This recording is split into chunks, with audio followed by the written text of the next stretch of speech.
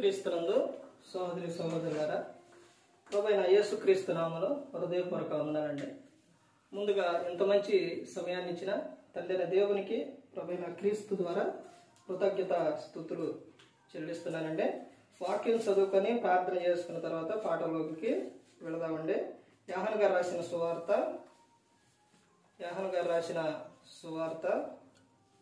15వ అధ్యాయం. యోహాను గారు రాసిన సువార్త 15వ అధ్యాయం 7వ వచనం నుంచి. యోహాను సువార్త 15వ అధ్యాయం 7వ వచనం. నాయందు మీరును మీ యందు నా మాటలను నిలిచి ఉండిన యెడల మీకేది ఇష్టమో అడుగుడి, అది మీకు అనుగ్రహింపబడును. మీరు బహుగా ఫలించుట వలన నా తండ్రి మహిమపరచబడును. ఇందువలన మీరు నా శిష్యులకు. తండ్రి నన్ను ఎలాగూ ప్రేమించును, నేను మిమ్మును అలాగూ ప్రేమించుది. నా ప్రేమ యందు నిలిచియుండుడి. ప్రార్థన చేసుకున్నాను. పరలోకమందున్న పరిశుద్ర ప్రేమ గల తండ్రి, గొప్ప తండ్రి యెహోవా తండ్రి, మీ ప్రియ కుమారుడు యేసుక్రీస్తు ప్రభువారి ద్వారా కృతజ్ఞతాస్తుతులు చెల్లిస్తున్నాము నాయన. ఆరాధన క్రమంతట్లో మీరే ఉంది నడిపించండి నాయన. అయా వాక్యం బోధించుండగా వినువారు తండ్రి మంచి హృదయం తిని వాక్యానుసారంగా నడిచే భాగ్యత ఇచ్చేయండి. వాక్యం బోధించుండగా ఈ లోక సంబంధమైన జ్ఞానంతో కాకుండా మీ జ్ఞానంతో మాట్లాడే భాగ్యత దయచేస్తారని మా ప్రభువైన యేసుక్రీస్తు నామములో వేడుకుంటున్నాం తండ్రి, ఆమేన్. ప్రభువైన యేసుక్రీస్తు నామములో హృదయపూర్వక వందనాలండి. దేవుని కుమారుడు యేసుక్రీస్తు ప్రభువు ఈ లోకానికి వచ్చిన తర్వాత ఏం చెప్పారండి? పరలోక రాజ్యం సమీపిస్తుంది కనుక మారు మనస్సు పొందమని ప్రకటింప మొదలు పెట్టారు. అంశం పాఠం పేరు క్రీస్తు మెచ్చే జీవితం కలిగి ఉందాం. క్రీస్తు మెచ్చే జీవితం కలిగి ఉందాం. క్రీస్తు మెచ్చే జీవితం ఏంటా జీవితం? క్రీస్తు మెచ్చే జీవితం వివాహం అయ్యే సందర్భంలోనే వివాహానికి ముందు ఏం పెడతారు? అబ్బాయి అమ్మాయి చూసుకోవడానికి పెళ్లి చూపులు, వివాహ పెళ్లి చూపులు పెడతారు. పెట్టినప్పుడు ఈ పాప ఒకవేళ పనికి వెళ్ళొచ్చినా, జాబ్కి వెళ్ళినా, లేకపోతే ఇంకెక్కడికి వెళ్ళినా, ఇంట్లో పని చేస్తున్నా, ఇంట్లో ఉందనుకోండి, చూడటానికి అబ్బాయి వచ్చాడు, పెళ్లి కుమారుడు వచ్చాడు. రావడంతోనే ఈ అమ్మాయినే మామూలుగా తీసుకొచ్చేసి ఆ కుమారుడు అయితే అలా కూర్చోబెట్టేస్తారా? కూర్చోబెట్టరు. ఏం చేస్తారు? ఆ పాపనే ఏం చేస్తారంటే పెళ్లి కుమార్తెనే రెడీ చేస్తారు. చక్కగా ఆ వస్త్రాలు కానీ అవన్నీ కూడా చక్కగా నీట్గా. ఎందుకు రెడీ చేసేది? ఆ పెళ్లి కుమారుడికి నచ్చాలి కాబట్టి. అందుకనే అమ్మాయిని ఆ విధంగా రెడీ చేస్తారు. అదే విధంగా క్రీస్తు ఎవరు అనంటే వరుడు, సంఘం అందరం ఎవరు అనంటే వధువు. సంఘం వధువు, క్రీస్తు వరుడు. అర్థమైందండి? మరి ఈ సంఘం సువాసన రావాలి. సంఘం వధువు క్రీస్తుకి నచ్చాలి. ఆ విధంగా మన జీవితం ఉండాలి. క్రీస్తు ఎవరు అని అంటే పరిశుద్ధుడు. అలాగే ఆ వధువు కూడా ఎలా ఉండాలి? పరిశుద్ధంగానే ఉండాలి. పెళ్ళి అయ్యే కుమారుడు ఏం కోరుకుంటాడో స్త్రీ విషయంలో? నా భార్య కన్యకయ్య ఉండాలి, మంచిగా ఉండాలి, అంటే చక్కగా ఉండాలి, మంచి పనులు చేయాలి, తర్వాత మంచిగా చూసుకోవాలి, ఇవన్నీ కోరుకుంటాడు. అవునండి? ఇప్పుడు వధువు కూడా కోరుకుందా అనుకోండి. ఈ లోకంలో వధువు కూడా అలాగే కోరుకునిద్దే లేదా? నాకు వచ్చే భర్త పుల్లుగా తాగి తిరగడం అవన్నీ కోరుకునిద్దా? కోరుకోద్దు. నాకు వచ్చే భర్త ఎలా ఉండాలి? మంచిగా ఉండాలి, చక్కగా చూసుకోవాలి, ఏ చెడు వల్ల అలవాటు ఉండకూడదు అని ఈ వివాహం అయ్యే అమ్మాయి కూడా భర్త గురించి అలాగే అనుకునేది. ఇప్పుడు మనం అనుకోవడానికి ఆస్కారం ఉందా? లేదు. ఎందుకని? ఆల్రెడీ మన వరుడు ఎవరో పరిశుద్ధుడే. మనం అనుకోవడానికి ఏమీ లేదు. అర్థమైందంటే ఎప్పుడు ఏర్పరచుకుంటూ క్రీస్తులో మనం తండ్రి అయిన దేవుడు అంటే జగత్పునాది వేయబడక మునిపే క్రీస్తులో ఏర్పరచుకోండి. అంటే ఆయనలో ఉన్నదేంటి? ప్రేమ. ఆ ప్రేమ కలిగి ఉండాలని, ప్రేమ కలిగి పరిశుద్ధులుగా నిర్దోషులుగా మనం ఉండాలని జగత్పునాది వేయబడక మునిపే క్రీస్తులో మనల్ని ఏర్పరచుకుందో తండ్రి అయిన దేవుడు. ఈరోజు నేను కూర్చున్నారంటే వివాహమైన తర్వాత భార్య భర్త వాళ్ళిద్దరూ ఆ పురుషుడు మరి ఒకటైన తర్వాత నేను ఈ లోకానికి వచ్చానులే, దేవుడు పంపించిండే, మేము గర్భం ధరించి లేకపోతే ఒక వివాహం అయిన తర్వాత పాప పుట్టింది బాబు పుట్టింది అని అనుకోవడానికి దానికి ముందు దేవుడు ఏం చేసిండో తెలుసండి? నువ్వు ఈ లోకానికి రావడానికి, నీ తల్లి గర్భంలో నుంచి నువ్వు రావడానికే ముందే జగత్తు పునాది వేయబడక మునిపే నువ్వు ఉన్నావు లోకానికి రావడానికి. ఇప్పుడు మనం నేర్చుకోబోయే అంశం ఏంటంటే క్రీస్తు మెచ్చే జీవితం కలిగి ఉండాలి. ఏ జీవితం? ఆ జీవితం ఇప్పుడు ఈ లోకంలో వరుడు వధువుని గురించి చెప్పానా? వాళ్ళిద్దరు ఏమనుకుంటారు? ఒకరు అనుకుంటారు. ఏమని? బాగుండాలి, మంచిగా ఉండాలి, ప్రేమ కలిగి ఉండాలి, ఇవన్నీ కూడా అనుకుంటారు. కానీ మనం అనుకోవడానికి మన వరుడు పరిశుద్ధుడు. ఇక్కడ ఏమని చెప్తున్నానంటే క్రీస్తు మెచ్చే జీవితం కలిగి ఉండాలంటే అందులో మొట్టమొదటిగా చెబుతున్న విషయం ఏంటంటే యోహాను సువార్త 15వ అధ్యాయం 7, 8 వచనాలు అక్కడి నుంచి మనం 9 వచనాల వరకు చూస్తే, నా యందు మీరును మీ యందు నా మాటను నిలిచి ఉన్న ఎడల మీకేది ఇష్టం అడుగుడి, మీకు అది అనుగ్రహింపబడును అని దేవుడు చెబుతున్నారు. యేసుక్రీస్తు ప్రభువు చెబుతున్నారు. తర్వాత ఏమని చెప్తున్నారంటే, ఎందులో మీరు బహుగా ఫలించడం వలన నా తండ్రి మహిమపరచబడును, ఇందువలన మీరు నా శిష్యులగుదురు. మీరు ఏమవ్వాలి? బహుగా ఫలించాలి. ఏ వయసులో? అన్ని వయసులో ఫలించాలి. ఒక వయసులో కాదు. నేను చిన్నపిల్లలండి, తర్వాత నేను ఎవరికి వచ్చానండి, నాకు వివాహం అయిందండి, తర్వాత నేను వృద్ధాప్యానికి వచ్చానండి, ఇవేమీ కాదు. చిన్న వయసులో నుంచి. ఎక్కడి నుంచి? బైబిల్ గ్రంథంలో ఒక విషయం ఉంటుంది. ఏంటో తెలుసండి? చిన్న వయసులో చిన్నపిల్లలు ఒక ఇంటికి వచ్చినప్పుడు లోకాసు వార్త 1వ అధ్యాయంలో ఉంటుంది. ఏమనంటే అక్కడ జక్కయ్య అతను కలిగి ఉన్న విధానం దేవుని కృప అతనికి తోడు ఉంది. ఎలిజబెత్ భార్య, ఆమె గర్భం ధరించి కుమారుని కన్న తర్వాత అక్కడున్న ప్రజలందరూ అనుకుంటారు కదా, ఏమనుకుంటారంటే ఒకసారి ఆ విషయం చూడాలి, నేను చెప్పడం కన్నా మీరు చదివితే ఇంకా బాగుంటుంది. లోకాసు వార్త 1వ అధ్యాయం ఏమనుకుంటున్నారు చూడండి ఆ ప్రజలు. లోకాసు వార్త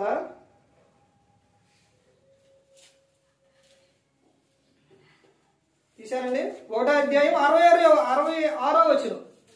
ప్రభు హస్తము అతనికి తోడై ఉండిన గనుక ఆ సంగతులను గురించి వినిన వారందరూ ఈ బిడ్డ ఎలాంటి వాడగునో అని వాటిని మనస్సులో ఉంచుకొనిరి. ప్రభు హస్తం అతనికి తోడై ఉంది కాబట్టి పుట్టిన బిడ్డ ఎలాంటి వాడైతురో అని వాళ్ళు ఏం చేస్తున్నారు? ప్రజలు మనసులో పెట్టుకుంటున్నారు. అంటే పిల్లవాళ్ళు చూడండి, చిన్న పిల్లలు ఒక గృహానికి ఒక ఇంటికి వచ్చినప్పుడు ఆ పెద్దలు ఏం చేస్తుంటారంటే వారిని ఏం చేస్తారు? గమనిస్తూ ఉంటారు. ఏమని? ఎలా గమనిస్తారు? ఈ పిల్లోడు ఏమైతురు, ఈ పాప ఏమైంది. ఇప్పుడు ఇంటికి వచ్చినప్పుడు ఉదాహరణ చెబుతున్నాను, ఇక్కడ ఒక బుక్ ఉందనుకోండి, లేదా ఒక పెన్ను ఉందనుకోండి, వచ్చేసి వీళ్ళు లోపలంటే ఇంటికి వెళ్ళి లోపలికి వెళ్ళినప్పుడు ఈ పెన్ను తీసి జేబులో పెట్టుకొని వెళ్ళిపోయాడు అనుకోండి, పాప కానీ బాబు కానీ వెళ్ళిపోయారు అనుకోండి, ఆ చూసిన వాళ్ళు చూసి ఏమనుకుంటారు? ఏం పేరు పెడతారు? వీడు ఎదిగితే వామ్మో ఇప్పుడే పెన్నులు దొంగతనం చేస్తాడా, వీడు ఎదిగితే ఖచ్చితంగా దొంగే అవుతారు అనుకుంటారు. అంటే ఇక్కడ వాళ్ళు ఏమనుకుంటున్నారు? దేవుని హస్తం తోడుగా ఉంది కాబట్టి ఈ పిల్లవాడు ఎదిగినప్పుడు ఏమైతురో జనంలో ఉండే ఆలోచన అదే. గర్భఫలం పిల్లలు పుట్టిన తర్వాత అప్పుడు ఏం చెప్పరు, మంచోడు చెడు అవన్నీ చెప్పరు, ఎదుగుతున్న కొద్దిగా చెబుతారనమాట. ఏమని? వీళ్ళు ఎలాంటి వాళ్ళు అవుతారో అని చెబుతారు. తర్వాత తల్లిదండ్రి మంచి పేరు కలిగి ఉంటే పిల్లలుగానే ఆ లోక సంబంధంగా ఉంటే అప్పుడు అనుకుంటారు ఏమని, వాళ్ళు ఏమో వాళ్ళ కడుపున వీళ్ళు చెడబుట్టారు, లేకపోతే వేరే వేరే విధంగా అనుకుంటారు. ఇక్కడ నుంచి ఎక్కడి నుంచి, బాల్యం నుంచి చెబుతున్నారు. ప్రభు మెచ్చే జీవితం కలిగి ఉండాలి. ఎక్కడి నుంచి, బాల్యం నుంచి. నీ బాల్య దినముల యందు సృష్టికర్త స్మరణ జరగాలి. ప్రసంగి 12వ అధ్యాయంలో ఉంటుంది. సామెతలో 22వ అధ్యాయం 6వ వచనం, బాలుడు నడవలసిన త్రోవల వాడికి నేర్పుము, వాడు పెద్దవాడైనప్పుడు దాని నుండి తొలగిపోడు అని చెబుతాడు. పెద్దవాడు అన్న కాడ పైన అంకి ఉండిద్ది, పుట్టినోట్లో అంక నెమరు ఉండేది. కింద ఏముండిద్ది అంటే వృద్ధుడైనప్పుడు, ముసలివాడు అంటే వృద్ధుడైనప్పుడు వరకు కూడా ఏమవడం, తొలగిపోడు అనేది ఉంటుంది. ఇప్పుడు ప్రభు మెచ్చే జీవితం అక్కడి నుంచి. చిన్నపిల్లలంటే యేసుక్రీస్తు ప్రభుకి ఎంత ఇష్టమో తెలుసండి? చాలా ఇష్టం, చాలా ఇష్టం, బాగా ఇష్టం. శిష్యుని ఎంతగానో ప్రేమించిన ఆయన శిష్యుని మీదే కోపడతారు. ఎవరి గురించి? పిల్లల గురించి. ఎందుకని? పిల్లల్ని యేసుక్రీస్తు ప్రభు దగ్గర తీసుకొస్తే ఆయన లోపల ఉంటే వీడేం చేస్తారు, శిష్యులు ఆటంకపరుస్తారు, రాపు చేస్తారు. ఆటంకపరిచినందుకు మీరు వారిని ఆటంకపరచొద్దు, వారిని నా యొద్దకు రానీయుడి, చిన్నపిల్లల దేవుని రాజ్యం అని చెబుతారు. అక్కడ నుంచి ప్రభు మెచ్చే జీవితం కలిగి ఉండాలి. ఇప్పుడు పిల్లవాడు బయట బూతులు మాట్లాడుతుండు అని అంటే కారణం ఎవరు? ఎక్కడో విన్నాడు, ఎక్కడో నేర్చుకున్నాడు. పిల్లవాడు షాప్కి వచ్చి పిల్లవాడు ఇట్ట కాల్చి ఇట్ట పుల్ల పెట్టుకొని ఇట్ట ఒక పుల్ల తీసుకొని ఇట్ట పెట్టి ఇట్ట అని ఇట్ట అంటాడు, ఇట్ట అని ఇట్ట అంటాడు. అంటే అర్థం ఏంటి? వాళ్ళ పెద్దలు ఎవరో సిగరెట్ కాల్చడం చూశాడు కాబట్టి ఏం చేస్తాడు, ఒక పుల్ల నోట్లో పెట్టి ఒక పుల్ల పట్టుకొని ఒక పుల్ల పెట్టి ఇట్ట గీస్తాడు, దాన్ని మళ్ళీ ఇట్ట అంటిస్తాడు. చూడండి, అది చిన్న ఆయన చేసేవన్నీ. అందుకనే యేసుక్రీస్తు ప్రభువు చెప్పారు ఏమని? యోహాను సువార్త 5వ అధ్యాయం 19వ వచనం, కాబట్టి యేసు వారికి ఇట్లని ప్రత్యుత్తరం ఇచ్చారు. ఏమని? తండ్రి ఏది చేయుట కుమారుడు చూచునో అదే గాని తనంతట తాను ఏది కూడా చేయడు. తండ్రి ఏది చేయుట కుమారుడు చూస్తారో అదే చేస్తారో. అర్థమవుతుందండి? అదే నేర్చుకుంటాడు. తండ్రి ఫుల్గా తాగి వస్తుండ అనుకోండి, పిల్లవాడు చక్కగా కూర్చొని చదువుకుంటాడా?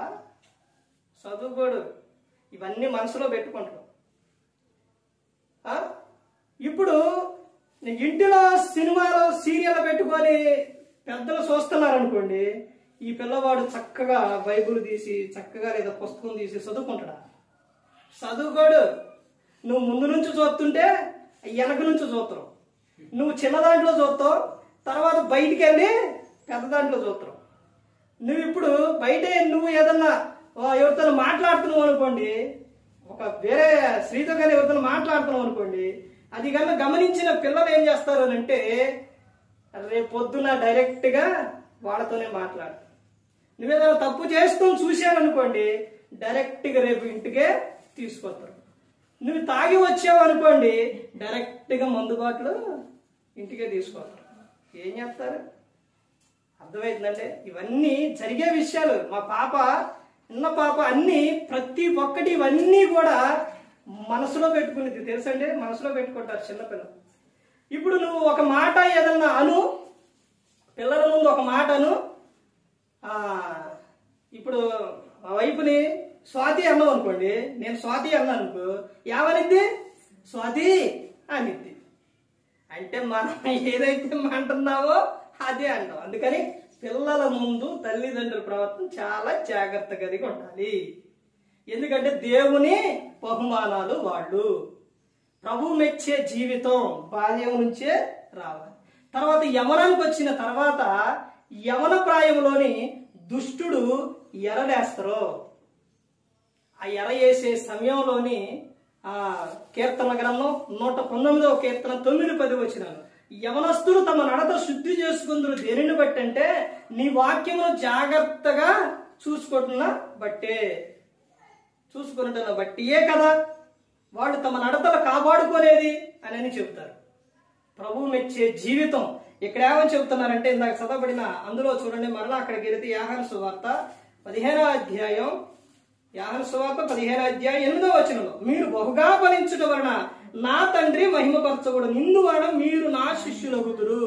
మీరు ఏమవ్వాలంటే బహుగా ఫలించాలి. ఎక్కడి నుంచి ఫలించాలి? బాల్యము నుండే వారికి దేవుని మాటలో, వారి నోట దేవుని పాట రావాలి. వాళ్ళు ఆ చిన్న వయస్సులో నుంచే నువ్వు పాట పాడుతుంటే వాళ్ళు ఏం చేయాలి? పాట పాడాలి. నువ్వు మోకాళ్ళు వేస్తే వాడు మోకాళ్ళు వేయాలి. నువ్వు వాక్యం చదివితే నీ పక్కన కూర్చోవాలి. ఇవన్నీ చేయాలి. బహుగా మీరు ఏమవ్వాలి? ఫలించాలి. అలా ఫలించినప్పుడు తండ్రి మహిమపరచబడును. తర్వాత మీరేమవుతారు? నా శిష్యులు అవుతారని యేసుక్రీస్తు ప్రభువారు చెబుతున్నారు. ప్రభు మెచ్చే జీవితంలో ఇంకా చూడండి చెబుతున్నారు, తండ్రి నన్ను ఎలాగూ ప్రేమించినో నేను మిమ్మును అలాగే ప్రేమించితిని, నా ప్రేమ యందు మీరు నిలిచి ఉండండి. తండ్రి నన్ను ఎలాగ ప్రేమించినో నేను కూడా మిమ్మల్ని అలాగే ప్రేమిస్తాను. ఒకే పత్రిక అధ్యాయం వచనాలు ఒకే తీరు ఉంటాయి. తెలుసండి? యోహాను సువార్త 3వ అధ్యాయం 16వ వచనం, దేవుడు లోకమును ఎంతో ప్రేమించాడు కాగా తన ద్వితీయ కుమారుణ్ణి ఈ లోకానికి పంపించారు. యోహాను రాసిన మొదటి పత్రిక 3వ అధ్యాయం 16వ వచనం, యేసుక్రీస్తు ప్రభువారు మనందరి కోసం శిలువలో తన ప్రాణాన్ని పెట్టారు. అంటే తండ్రి ప్రేమించారు, లోకాన్ని పంపించారు. యేసుక్రీస్తు ప్రభువారు ఏం చేశారు? మనల్ని ఆయన మనలను ప్రేమించారు. తండ్రి ఎలాగో ప్రేమించినో నేను మిమ్మల్ని అలాగే ప్రేమిస్తున్నా. అయితే మీరు నా ప్రేమ యందు ఏమవ్వాలి? నిలిచి ఉండాలి. మీరు బహుగా ఫలించాలి అని చెబుతున్నారు. తర్వాత ఇంకా ముందుకెళ్తే మనం ఇంకా ఏమని చెబుతున్నారంటే, పేతురు గారు రాసిన మొదటి పత్రిక చూడండి, క్రీస్తు ప్రేమ యందు క్రీస్తు మెచ్చే జీవితం కలిగి ఉందాం. అందులోని ఇవి ఏమన్నా ఉంటే ఏం చేయాలని అంటే వదిలేసుకోవాలి. అదే ఏమని చెప్తున్నారంటే, పేతురు గారు రాసిన మొదటి పత్రిక 4వ అధ్యాయం 1వ వచనం నుంచి చూస్తే, క్రీస్తు శరీరమందు శ్రమపడిన కనుక మీరును అట్టి మనస్సును ఆయుధంగా ధరించుకునుడి. శరీర విషయంలో శ్రమపడిన వాడు శరీరమందు జీవించు మిగిలిన కాలం ఇక మీదట మనుజాశలను అనుసరించి నడుచుకొనక దేవుని ఇష్టానుసారముగానే నడుచుకున్నట్లు పాపముతో జోలి ఇక నేమియు లేక ఉండును. ఏమని చెప్తున్నారంటే, ఇక్కడ నీకు ఏ అయినా మనుషాశలు అనుసరించి నడుచుకొనక, మనుషులకు వచ్చే ఆశలు అవి అన్నీ కూడా ఆ ఆశలు నువ్వేం చేయాలంటే వాటిని వదిలేసి దేవుని ఇష్టానుసారంగానే నడుచుకున్నట్లు పాపంతో జోలి ఇక నేమియు లేక ఉండును. పాపంతో నీకిక జోలి లేదిక. పాపం జోలికి నువ్వు వెళ్ళకూడదు. ఇక పాపం వల్ల వచ్చు జీతం ఏంటి అని అంటే మరణం. ఆ మరణం ఎలా వస్తుందంటే, పాపం చేస్తే ఈ లోకంలోని నువ్వు ప్రశాంతంగా ఉండలేవు. చనిపోవాలనే ఆలోచన వచ్చింది. ఏంటి నా బ్రతుకనే ఆలోచన వచ్చింది. అలా ఆ పాపంతో నువ్వు చనిపోతే ఈ లోకం విడిస్తే ఎక్కడికి వెళ్ళిపోతావు? నరకానికి వెళ్ళిపోతావు. అందుకనే పాపం జోలికి వెళ్ళకూడదు. చేసేటప్పుడు నెమ్మదిగా ఉంటుంది, చేసేటప్పుడు బాగుంటుంది, ఆనందంగా ఉంటుంది, చేసిన తర్వాత ఉంటుంది. ఏంటది? ఆ బాధ తట్టుకోలేరు. ఇక యోధా ఇస్కరియోతు యేసుక్రీస్తు ప్రభువారిని అప్పగించిన తర్వాత అప్పగించేటప్పుడు ఏం చేసిండు? ఆనందపడ్డాడు. నారాయణ తీసుకుండో చక్కగా బాగానే ఉండవు. అప్పగించిండు. అప్పగించిన తర్వాత కానించి మొదలయ్యింది. ఏంటది?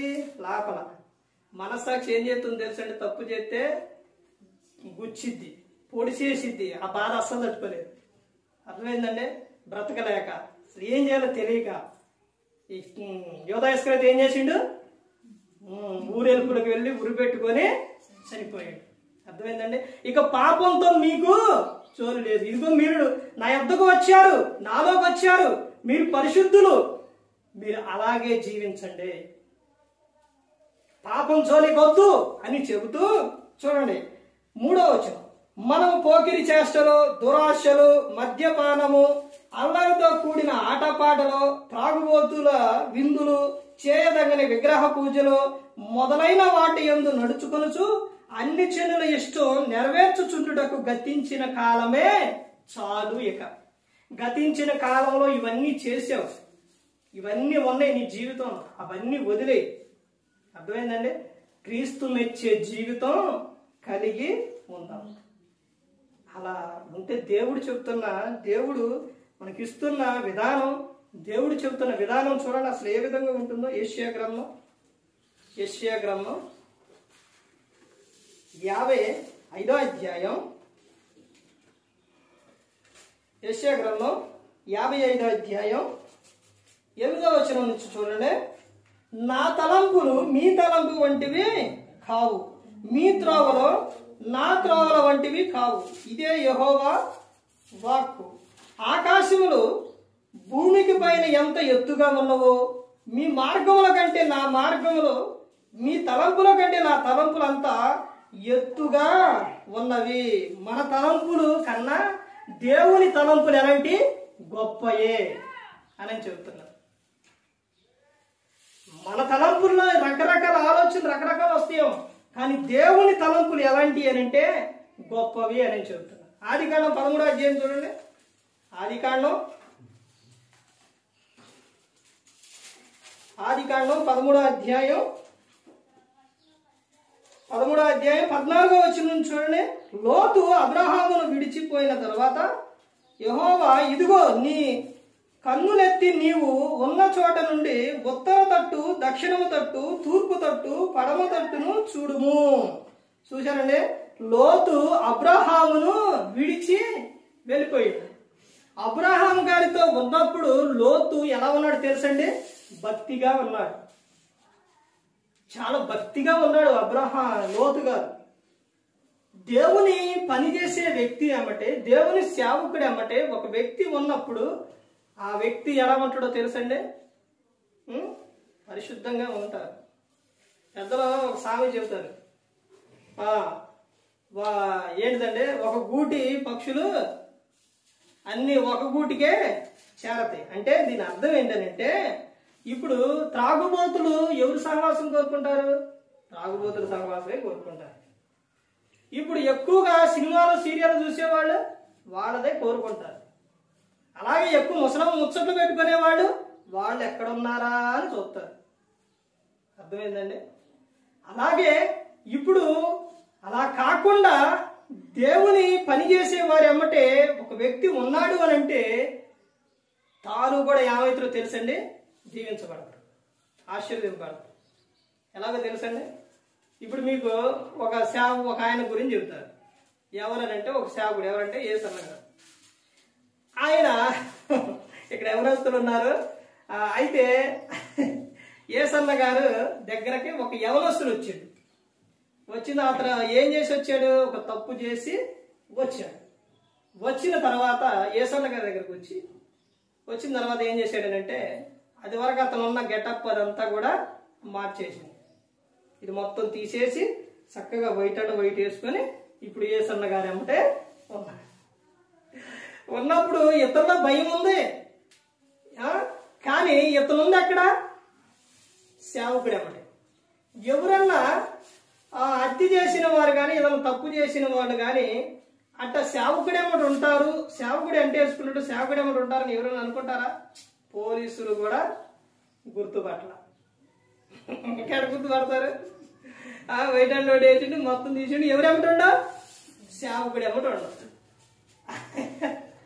ఎవరు కూడా వాళ్ళు ఎక్కడ ఎదుగులన్నా ఎక్కడికి ఏమి కూడా దొరకట్లా. ఇదేనా పొద్దున్నే లేకటం యేసన్న గారి కంటే ముందు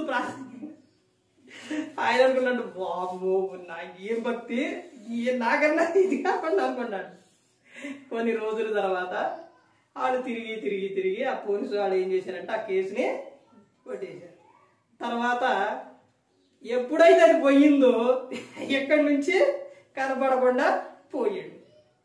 అర్థమైందంటే అక్కడి నుంచి వెళ్ళిపోయింది, కనపడలేదండి ఆయనకే. ఎందుకని? తాను అవసరం ఉన్నంతసేపు అక్కడ ఉన్నాడు. ఇప్పుడు ఆ సేవకుడెవడు ఉండడం వల్ల తాను తప్పు చేసినా కానీ దొరికాడా? దొరకలేదు. అర్థమైందండి. అబ్రహాం గారి వెంట ఉన్నప్పుడు లోతు గారు ఎలా ఉన్నాడు? అసలు ఎన్ని పశువులు ఎన్నెన్నో బాగా బహుగా ఆశీర్వదింపబడ్డాడు. దేవుణ్ణి పనిచేసే ఒక వ్యక్తి ఏమంటే ఒక వ్యక్తి ఉన్నాడు అని అంటే అతను కూడా ఏమవుతాడు?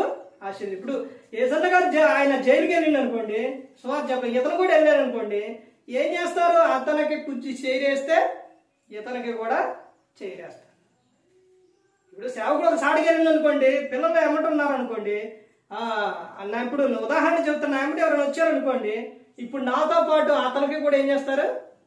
గౌరవిస్తారు. అర్థమైందంటే దేవుని పని చేసే వ్యక్తి ఏమంటే వచ్చారు కాబట్టి. అలాగే ఇతను ఏమంటే కూడా అబ్రహాం గారు ఏమంటే లోతు ఉన్నప్పుడు బహుగా ఆశీర్వదింపడు. ఎప్పుడైతే లోతు నుంచి అబ్రహాం గారి నుంచి లోతు వెళ్ళిపోయిండో, అక్కడ పోయిన తర్వాత ఏమైపోయిండు? లోకాశలు వచ్చినాయి, ఊరికి పెద్ద అయిపోయిండు. అర్థమైందండి. క్రీస్తు మెచ్చే జీవితం కలిగి ఉండాలి. ఆడికి వెళ్ళిన తర్వాత ఆ లోతు గారు తన ఇంటి వారిని కూడా రక్షించుకోలేకపోయాడు. చూశారండి, లోకాశలు ఉంటే జీవితం పాడైపోతుంది, దేవునిలో ఉంటే బహుగా ఫలిస్తుంది. అబ్రహాం గారి జీవితం ఎంతగా ఆశీర్వదింపబడ్డదని అంటే, అబ్రహాం గారికి వివాహం అయిన తర్వాత పిల్లలు లేకపోతే మరలా హాగరం వెళ్ళినప్పుడు మరలా ఇస్మాయిల్ పుట్టడం, తర్వాత ఆమె జీవితం వీళ్ళందరిది అయిపోయిన తర్వాత వృద్ధాప్యానికి వచ్చిన తర్వాత కూడా మరలా ఇంకొక ఆమెనే ఆమె చేసుకోండి. అంటే వృద్ధాప్యంలో కూడా దేవుడు స్త్రీని ఇచ్చాడు, కేతువు ఆమె పేరు, ఆమె కూడా పిల్లలు. కానీ అబ్రహాం గారు ఉన్నంత కాలం కూడా దేవుని పట్ల విశ్వాసం కలిగి ఉండవు, తనకు అండగా తోడుగా ఎవరైతే కావాలో దేవుడు ఇచ్చారు.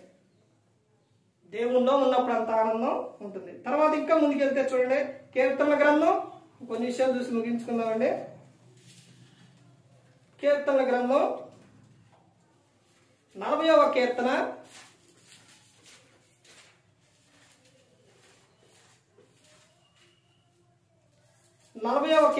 5వ వచనం చూడండి. 5వ వచనం, యెహోవా నా దేవా, నీవు మా ఎడల జరిగించిన ఆశ్చర్య క్రియలను, మా ఎడల నీకున్న తలంపులను బహు విస్తారములు. ఆశ్చర్య క్రియలు దేవుడు ప్రతి ఒక్కరి జీవితంలో కూడా ఏం చేశారు? ఆశ్చర్య క్రియలు చేశారు. ఎందుకు చేశారు? ఎందుకనంటే నిన్ను నన్ను మనందరినీ ప్రేమిస్తున్నారు కాబట్టి, నీ జీవితం బాగుండాలి కాబట్టి దేవుడు మనందరి పట్ల ఏం చేసిండు? ఆశ్చర్య క్రియలు చేసిండు. మనందరికీ ఏదైతే అవసరమో, మనం ఎలా అయితే ఉండాలో దేవుడు మనకు అవన్నీ కూడా మనకి ఏం చేసిండు? సహాయం దేవుడు చేసి ఉన్నాడు. తర్వాత ఇంకా ముందుకెళ్తే గలతీలకు క్రీస్తు మెచ్చే జీవితం కలిగి ఉండాలంటే ఏముండాలని చెబుతున్నారంటే, ఎలా ఉండాలని అంటే, గలతీలకు రాసిన పత్రిక 5వ అధ్యాయం 22వ వచనం చూస్తే, అయితే ఆత్మఫలమేమనగా ప్రేమ, సంతోషం, సమాధానం, దీర్ఘశాంతం, దయాళత్వం, మంచితనం, విశ్వాసం, సాత్వికం, ఆశా నిగ్రహం. ఇవి ఏంటంటే ఆత్మఫలాలు. క్రీస్తు మెచ్చే జీవితం కావాలి అని అంటే ఇవి మనలో ఉండాలి. తర్వాత కింద ఏమని చెప్తాను, ఇట్టి వాటికి విరోధమైన నియమం ఏదియూ లేదు. క్రీస్తు యేసు సంబంధులు శరీరమును దాని ఇచ్చలతోనూ దురాశలతోనూ సిలువ వేసి ఉన్నారు. క్రీస్తు సంబంధులు లోకాశలు, దురాశలు, ఇవన్నీ వాటన్నిటి ఏం చేస్తారు? సిలువ వేసి ఉన్నారు. క్రీస్తు మెచ్చే జీవితం కలిగి ఉండాలి. అలా ఉండాలంటే ఈ లక్షణాలు మనలో ఉండాలి. చివరిగా చూడండి, యాకోబు గారు రాసిన పత్రిక 1వ అధ్యాయం, యాకోబు గారు రాసిన పత్రిక 1వ అధ్యాయం 27వ వచనం చూడండి. అంటే 21లో చెప్తున్నారు కదా, 21లో ఏమని చెప్తున్నారంటే, ఎందుకనగా నరుని కోపం దేవుని నీతిని నెరవేర్చదు. నరుని కోపం దేవుని నీతిని నెరవేర్చదు. నరునికి ఎంత కోపం ఉంటే అంత ప్రమాదం. అర్థమవుతుందండి? కోపం చాలా ప్రమాదం. అందుకే చెబుతారు, కోపపడుడు గాని పాపం చేయకుడి.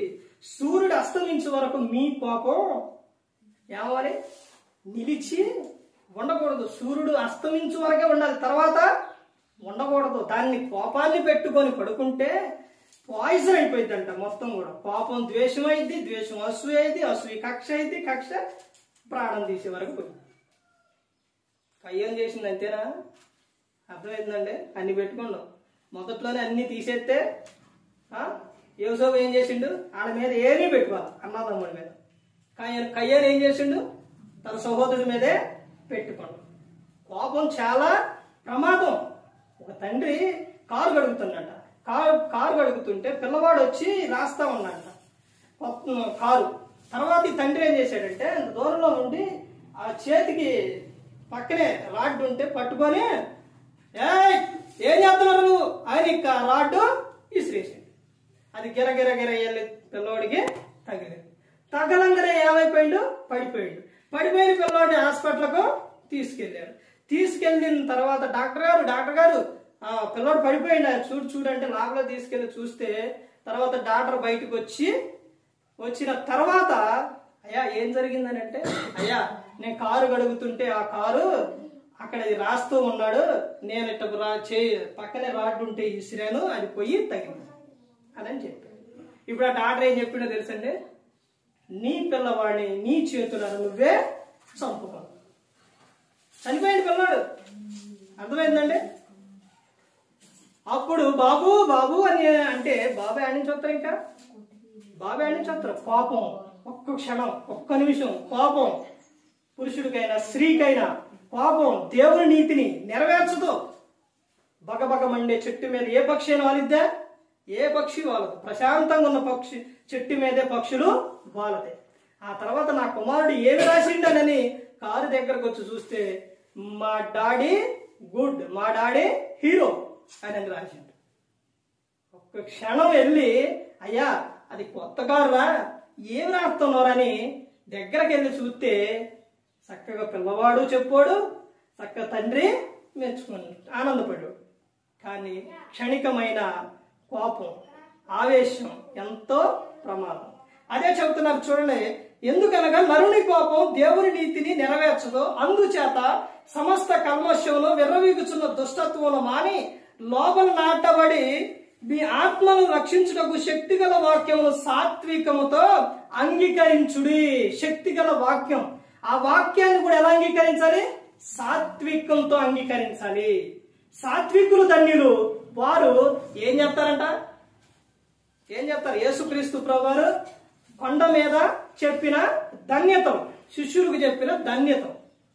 సాత్వికులు ధన్యులు, వారు భూలోకమును స్వతంత్రించుతారు. ఎక్కడికి వెళ్ళినా గాని నువ్వు ఎవరు ఏ మాట అన్నా గాని సాత్వికం కలిగి ఉండు, ఎంత మెచ్చుకుంటారని అంత మెచ్చుకుంటారు. నేను అర్థమైందండి? ఆడు ఒకటంటే నువ్వు 4 అనం అనుకో, ఆడు ఒకటనుక నేను కొడుతున్నాను అనుకో, అర్థమైందండి? గొడవే పగలే. అర్థమైందండి? సాత్వికులు ధన్యులు. ఆ సాత్వికంతో నువ్వు వాక్యాన్ని అంగీకరిస్తేనే ఆ వాక్యం నీలో ఉంటుంది. అర్థమైందండి? కోపడేవాడట ఒక అరెకరం పొలం పనిచేసి వస్తే ఎంత అలిసిపోతారో, ఒక్క నిమిషం నువ్వు కోపడితే అంత అలిసిపోతారంట. అర్థమైందండి? కోపడేటప్పుడు అర్థం తీసుకొచ్చి ఎదురు చూపిండి, ఆ ముఖం అసహ్యంగా అనిపించింది. అర్థమైందండి? కోపం అంత మనిషిని ప్రశాంతంగా ఉంచదు. అర్థమైందండి? అవి తీసేసి నీలో ఏం కావాలంట?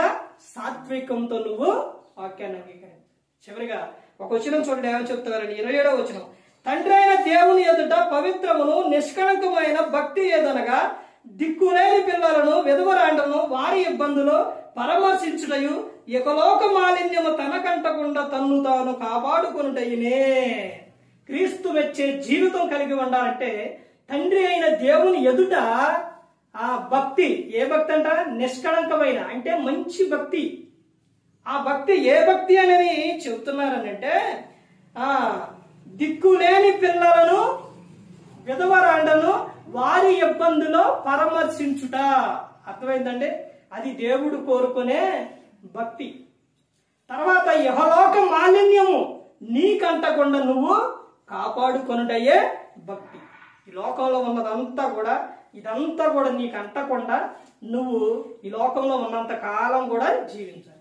ఒక విషయం ఏంటనంటే చెరువులో పుట్టిన కలువ పువ్వు ఎలాగైతే మురికంటకుండా ఉంటుందో అలాగే నీ జీవితం ఈ లోకంలో ఉన్నంత కాలము కూడా, లోకం ఎలాంటిదంటే ఈ లోకం వ్యభిచారపు లోకం, భయంకరమైన లోకం.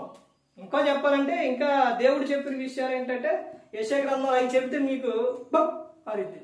ఏంటంటే పాపిష్టి లోకమా, పాపభరితమైన జనమా యెషయా గ్రంథంలో చెబుతారు. ఇలాంటి విషయాలన్నీ దేవుడు చెప్పారు. లోకాన్ని అలా పోల్చారు. ఇలాంటి లోకంలో మనం ఉన్నప్పుడు ఎలా ఉండాలంటే, ఆ కలువ పువ్వు ఎలాగైతే తెల్లగా మురికంటకుండా ఉంటుందో అలాగే మనం కూడా ఆ విధంగా జీవించాలి. అర్థమైందండి? మన జీవితం ఎప్పుడు కూడా తెలుపు ఎందుకు అని అంటే, గుర్తు ఎందుకనంటే, బైబిల్ ఎలా ఉంటుంది తెలుసండి? బైబిల్ 3 విధాలుగా ఉంటుంది. ఎలా 3 కలర్లో ఉంటుంది బైబిల్. పైన ఏముంటుంది? నలుపు.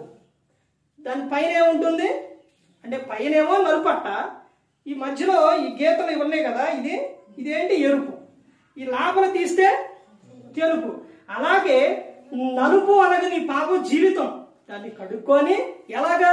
క్రీస్తు రక్తముతో కడుక్కొని నీ జీవితం ఎలా ఉండాలంటే, లోపల బైబిల్ ఎలా తెల్లగా ఉందో పేపర్లో అలాగే నీ జీవితం అలా ఉండాలి. తెల్లని వస్త్రాల గురించి ఎక్కువగా ప్రకటన గ్రంథంలో ఉంటుంది. అర్థమైందంటే, నీ హృదయం తెలుపుగా ఉండాలి, నువ్వు వేసుకునేది కూడా తెలుపుగా ఉండి అవి ఆరాధన, దేవుణ్ణి ఆరాధించే సమయం. అర్థమైందంటే, ఈ విధంగా ప్రతి ఒక్కరు గమనించుకోవాలి. దేవుణ్ణి మనం అంటే క్రీస్తు మెచ్చే జీవితం మనం ఏమవ్వాలి? కలిగి ఈ లోకంలో జీవించాలి. యేసుక్రీస్తు ప్రభువు ఈ లోకంలోకి వచ్చి మనందరి కోసం శిలువలో తన ప్రాణాన్ని పెట్టి అన్నారు. ఏ ఒక్కరు కూడా నశించి నరకానికి వెళ్ళిపోకూడదు. యేసుక్రీస్తు ప్రభువు ఈ లోకానికి వచ్చి మనందరి కోసం శిలువలో తన ప్రాణాన్ని పెట్టి ఉన్నారు. మరి ఈ విధంగా నిలబెట్టి మాట్లాడించిన తండ్రి అనే దేవునికి కృతజ్ఞతాస్తుతులు చెల్లిస్తూ, ఇంతవరకు శ్రద్ధగా ఉన్న మీకు ప్రభు పేరున హృదయపూర్వకంగా చెల్లిస్తూ ఈ మాటలు ముగిస్తున్న అందరికీ వందనాలు.